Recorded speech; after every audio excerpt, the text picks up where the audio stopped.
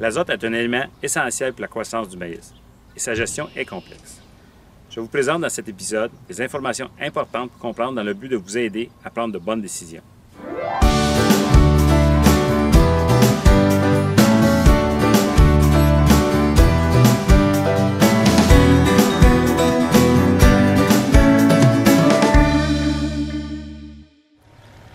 L'air que nous respirons contient 78 % d'azote sur forme diazote, un gaz inerte.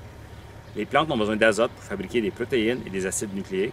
Cependant, le maïs ne peut utiliser l'azote de l'air.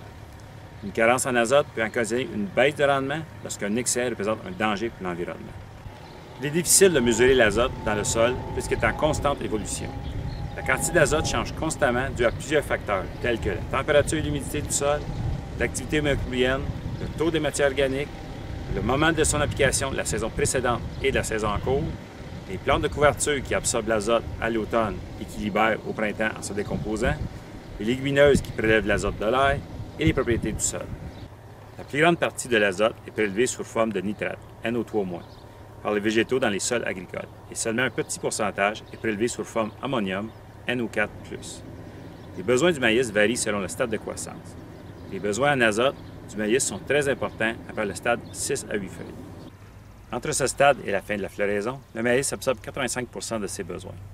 Au moment de la floraison, les besoins sont plus de 2 kg par jour par hectare. Une fois que l'azote a été converti en NO3-, il y a un risque de perte par lessivage ou par dénification. Ces deux phénomènes surviennent dans des sols avec peu d'oxygène, comme dans des sols mal drainés ou compactés. Ces pertes sont très dépendantes de la température. La volatilisation est une autre source de perte d'azote. Elle survient lorsque la forme ammoniacale de l'azote, NH3, quitte le sol et retourne dans l'air. L'urée et les lisiers sont très sensibles à ce phénomène. Les causes les plus communes de carence en azote sont le manque d'engrais ou de fumier, le lessivage et la dénification causée par les sols gorgés d'eau. Les conditions qui retardent la minéralisation, comme les sols secs ou froids comme cette année, peuvent aussi entraîner des carences. Divers produits sont rajoutés aux engrais et aux fumiers pour réduire les pertes. Le fractionnement est aussi une autre méthode pour réduire les pertes en ajustant les applications selon les besoins du maïs et la disponibilité de l'azote.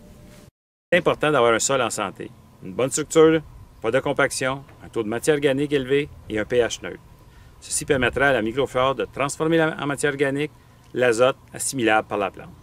Le ratio de l'azote par autre élément est à suivre de près à l'aide de vos analyses de sol.